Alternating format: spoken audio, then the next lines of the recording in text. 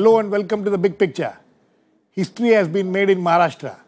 The first BJP government has been sworn in with Devendra Fadnavis as the chief minister. The BJP has in fact shown its muzzle and kept its old ally Shiv Sena out of the government so far. In fact, the much irritated and angered Shiv Sena had decided to boycott the swearing-in ceremony. However, the last-minute reaching out by BJP President Amit Shah saw Shiv Sena chief Uddhav Thackeray attending the swearing-in ceremony. However, whether this has thawed the relationship and will lead to Shiv Sena joining the government is still not clear. Meanwhile, for the BJP and its chief minister, Fadnavis, many challenges lie ahead. What are these challenges and how is it expected to be faced are questions which are valid now. To discuss this, I have with me Vijay Naik, a senior journalist and a veteran watcher and writer on Maharashtra politics, Professor Sukhdeo Thorat, Chairman, Indian Council of Social Science Research, and also someone who understands Maharashtra, Anant Bagaitkar, Chief of Bureau of Sakaal Group of Newspapers, and Smita Gupta, Associate Editor of The Hindu. Welcome to all of you. Professor Thorat, this is history being made there. First time BJP forming a minority government. You know, they have left the Shiv Sena out as of now. How do you view these developments?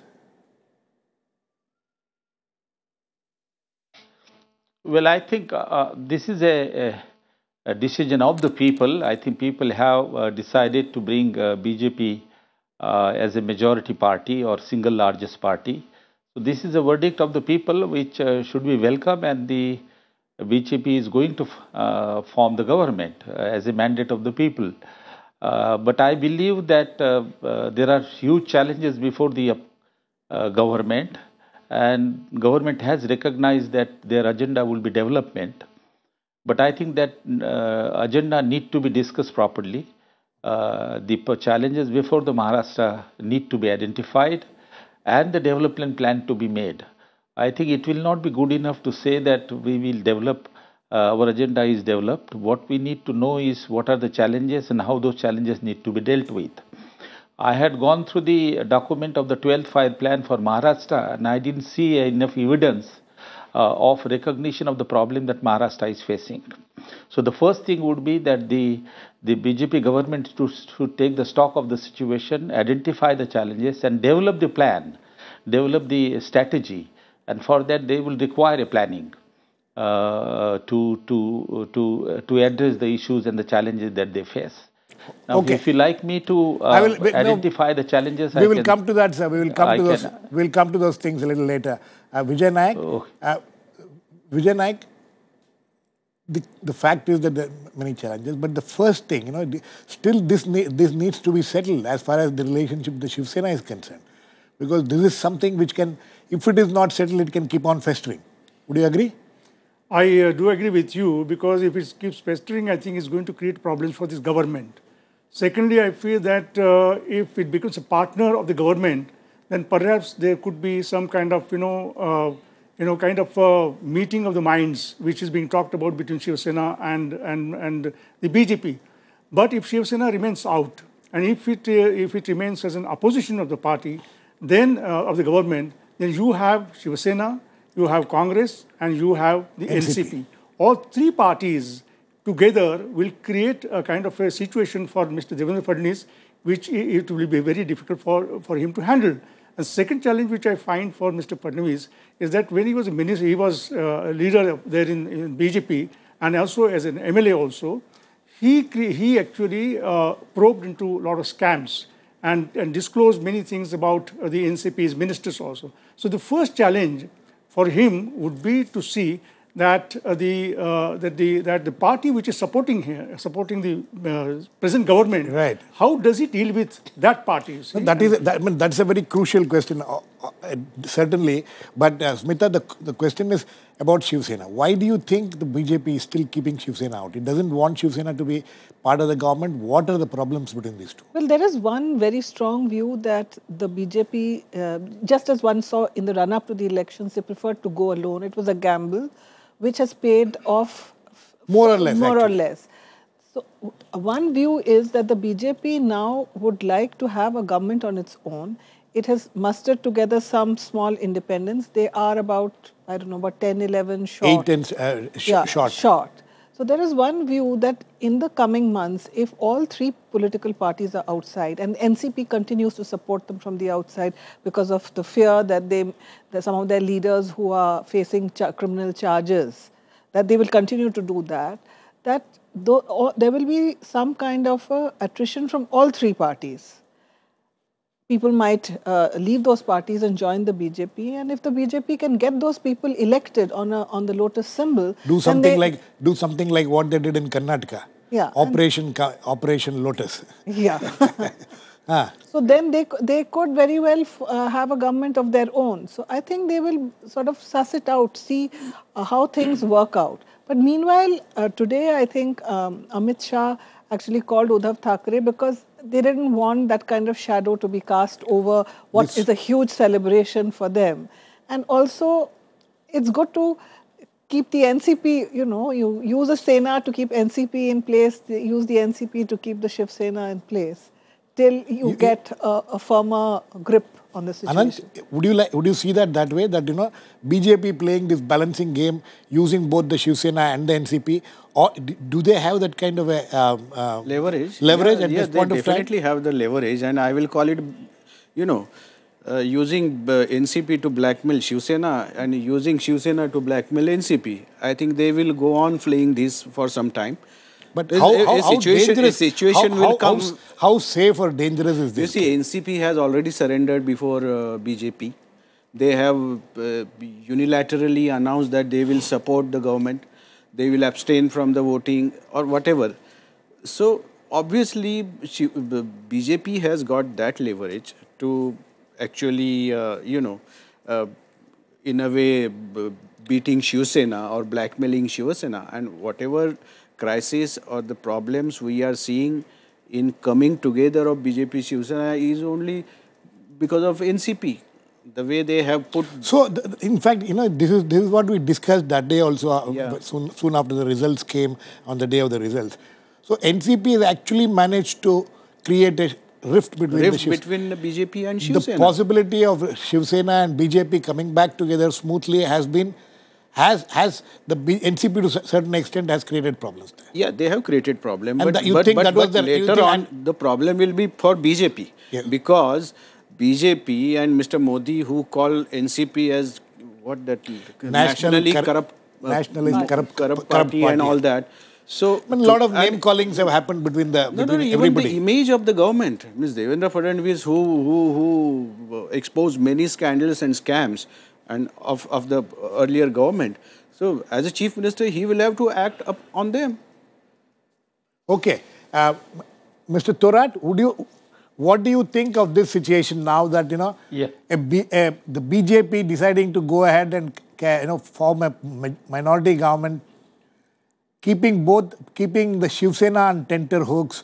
You think that this is a strategy which will help them in terms of going ahead and as far as their claims about developing the state is concerned? Do you think that it will help them in this? Well, I don't know. To be very frank, I am not very concerned whether they form the government with Shiv Sena or without Shiv Sena or alone. I think the bottom line is that they should have a stable government so that when they take the policies, that is where the problem, sir. Sorry, that is where the problem lies. Those policies. Sorry. The problem. When we talk of a stable government, will it be a stable government? That is the question which will have to be answered.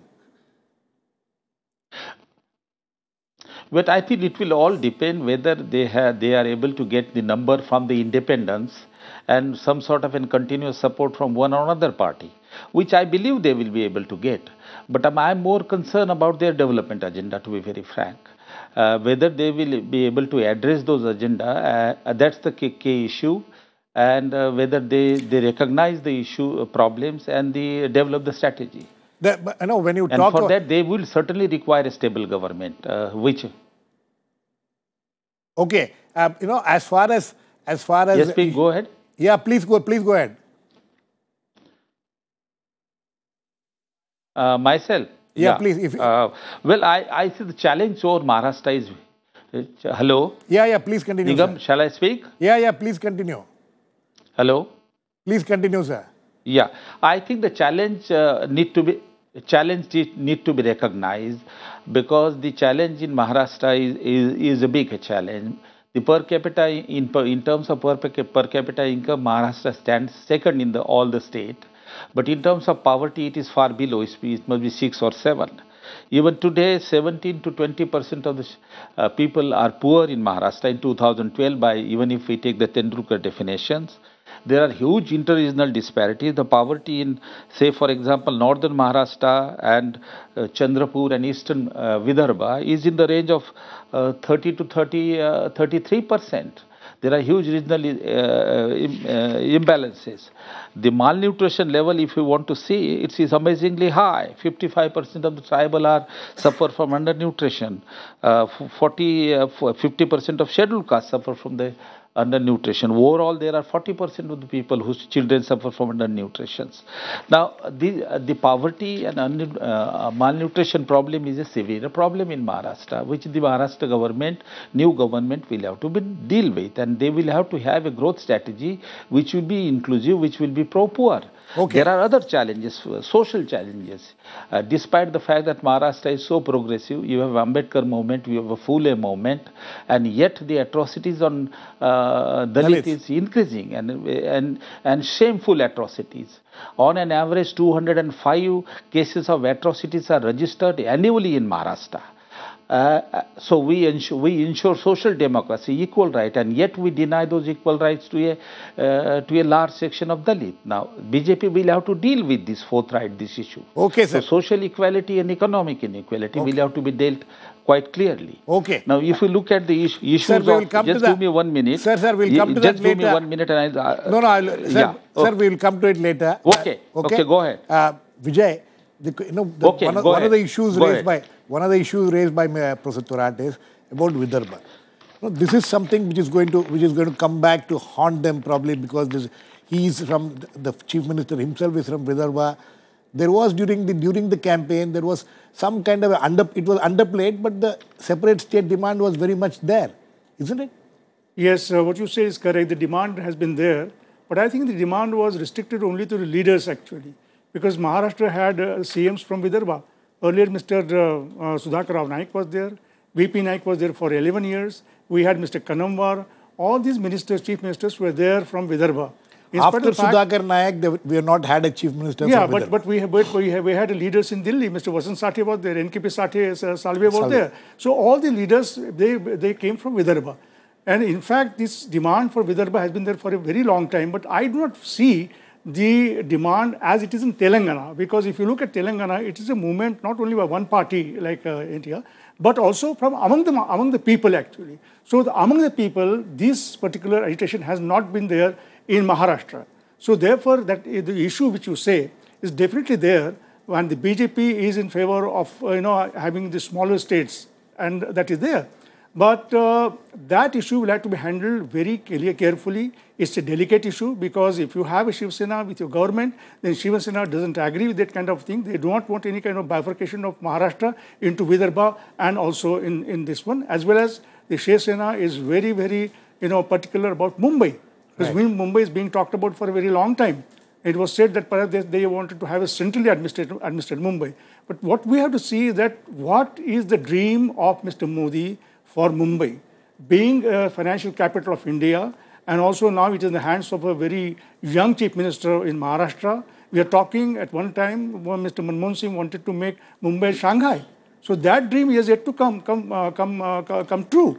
And secondly, the issues which we are talking about, Vidarbha, of course, and secondly, Vidarbha, the farmers' deaths in Vidarbha. Yes. I've been, thousands of farmers have died actually. So now, this chief minister will have to see. Because the chief minister comes from that region now, the responsibility is so much more, and the expectations are so much more. Smita, the question is this. If Shiv Sena is kept out of the government, now that, whether this thaw which has happened today, whether it is just a temporary thing or it's a permanent thing, we still can't say. But if, assuming that Shiv Sena is kept out of the government, how do you think Shiv Sena will react to it? Because because it has been conclusively proved in this election now that they are no more the big brothers in that former alliance, and now they have to play second fiddle to BJP for good.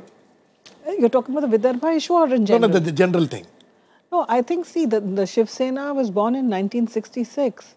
And I think today they are really facing a huge crisis. It began as a Sons of the Soil party. But today, as you can see, Maharashtra has, in a way, that Marathi Manus, Sons of the Soil, now it's the Hindu right. Exactly. And that space has been occupied by the BJP. So it is now a crisis of existence also. Exactly. So, and with Uddhav Thackeray, who is not nowhere as charismatic as his father was. And we've also seen the decimation of MNS. So I think this is a real crisis point for them, and which is why you also see different voices within the Shiv Sena coming out. The other day, one of their former Rajya Sabha MPs, Bharat Kumar Raut, he even tweeted, he says, why are you losing your self-respect and, begging the BJP to... in fact... and why don't you just sit in the opposition? Even today, there were voices in the Shiv Sena saying that, we have been humiliated by the BJP and things like that, and we should not be going. That is one of the reasons why they decided to boycott the ceremony in the first place. Now, you think that this problem which has been created between the two parties, is it easy for them to overcome these problems? Is Shiv Sena, or is the desperation of Shiv Sena to hold on to power in Delhi at least, and also, in Maharashtra, will they make them forget or, gloss over what has happened? No. As Smita pointed out, it's a matter of survival for Shiv Sena right now.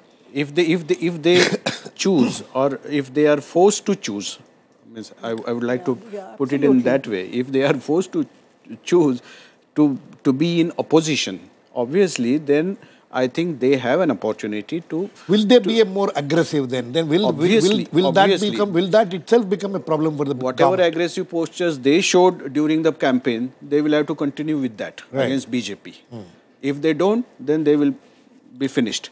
So that is one thing. Other thing, or you just go on with BJP, whatever they give you, just take it, and then on that basis you continue with them, try to build your party, cadre, everything. So I think it's a choice for Shiv Sena whether to sit in opposition and fight against BJP and create a space for themselves, or just succumb to the pressures and all the humiliation. Just have some pieces of some crumbs. Power and continue. I think it is up to Shiv Sena, because this time BJP is a giver. Shiv Sena just can't put conditions before BJP. They will have to accept. Vijay, would you agree with that? I tend to agree with that, what Anant said just now, that it is, what he says is, BJP is a giver, you see. If they were not the giver, then they would not have, said that they would not have got today Mr. Fadnavis oath taking, and with him about nine of them. And without right now, the major portfolios would be taken by the BJP, which the portfolios Shiv Sena was wanting actually. Right. And whatever is the residue now, if the Shiv Sena joins them, will be given to Shiv Sena at all. So I feel that Shiv Sena is in a way the signal is very clear to the Shiv Sena. Very clear. It's a loser. Shiv Sena today is a loser.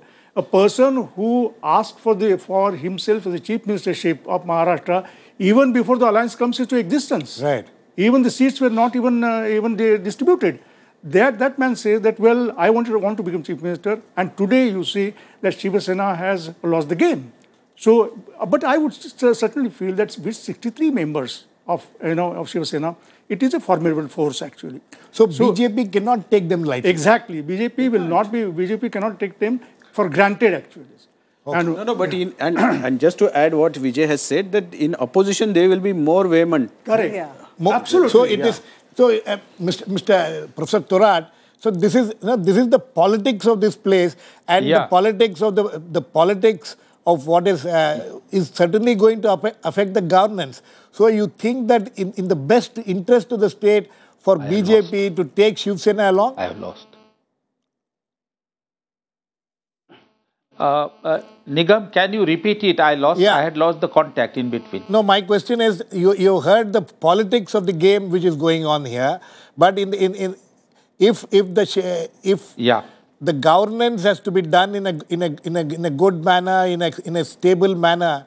Isn't it better for the BJP to take the Shiv Sena along instead of creating a opposition for itself, and a very vehement opposition? Well, what I feel personally is that what is being discussed is what should be the share of power of Shiv Sena vis-a-vis BJP. I fail to understand that the alliance or the joining of the government is not being discussed on the issue of development. I think it should be discussed on the basis of development. You have brought the issues of Vidarbha. Yes. Nikam. Yes, sir. Yeah, you have brought the issue. You have brought the issue of Vidarbha. The poverty ratio in Konkan and Kolhapur, which has been the region of a privilege and benefit from the government for last 30 years, just 9%. As compared to 22% to 32% in rest of Maharashtra. I think this is separate Vidarbha, or this is an issue which can be discussed separately, but the issue is of regional imbalance development. Okay. And there are other issues of development, high poverty, high malnutrition. I would like to give certain figures that 77% of SC and 63% of SC do not have drinking water facilities. 79% of SC and 76% of ST do not have latrine at home. 50% of ST and 32% of SC do not have electricity at home.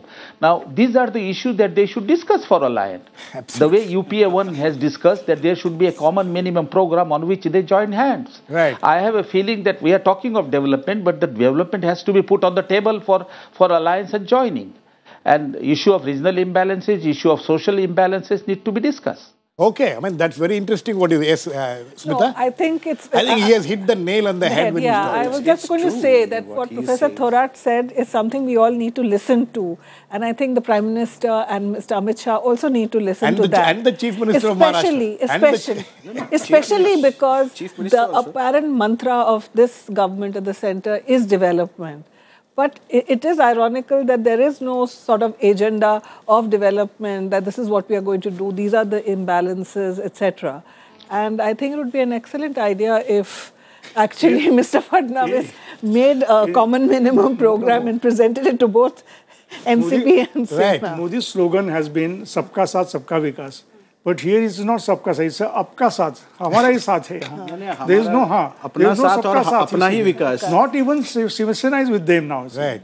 So I think if the BJP really has a kind of coalition government with Shiv Sena, then they would be safe. But if it is not, then it's a problem for the BJP government. Anant, it will be an adventure. You would think that if they decide to go it alone, as we see them doing it now. No, it will be adventure. Another question. Why is this happening? Why is it that these two parties, which have been allies for 25 years, not able to come back together? It's a question of ego and prestige. I think these as Professor Thorat rightly pointed out, none of the issues of development. Absolutely, means he is a very respectable person, Professor Thorat. I also know him very well.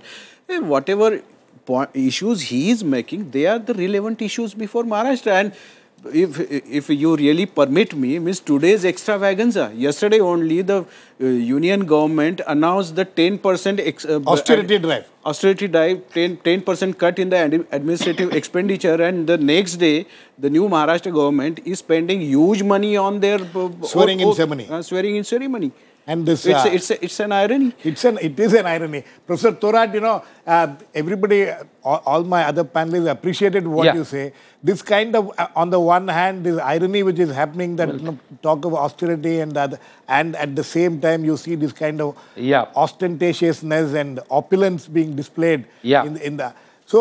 What you are saying is the real problems are not being addressed. You think that the previous governments have been able to address this? Obviously, because they have not been able to address this, the conditions of what the kind of statistics which you read out to us is prevailing. Yeah. No. I think there are positive and negative aspect. It is not that Maharashtra has not progressed. There has been a decline in poverty.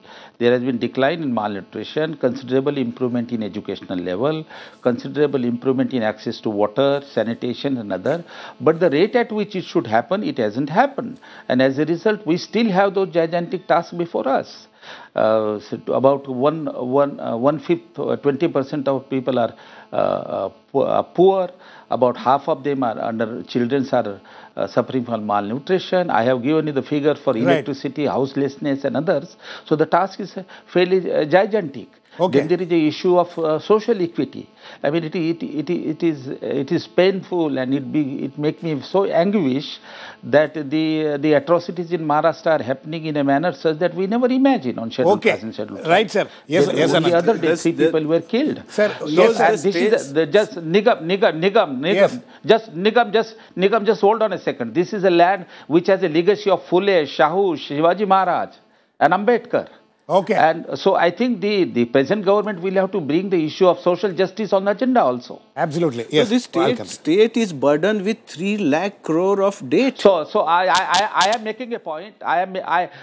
I am making a point, Nikam, I am making a point. There has been a progress, but the task is still gigantic. Okay, sir. That if the goal of development is to provide food to everybody, to education to everybody, house to everybody, then that task is still ahead of us. Yes. And it is this precisely which should be discussed. Okay. If there is an alliance between the two parties, it has to be discussed on the basis of how to deal with it. Okay. Not on the basis of sharing of positions. Sir, okay, sir. Okay, I think you have made an interesting point. Yes. I just want to ask one question to Mr. Thorat, Professor. You know, this whatever you have said, they are the very telling figures actually what you said. But the Maharashtra was under the rule of the Congress party and later with the NCP party for the last almost about 30-40 years, you see. So whom do you blame for all these figures which you have mentioned?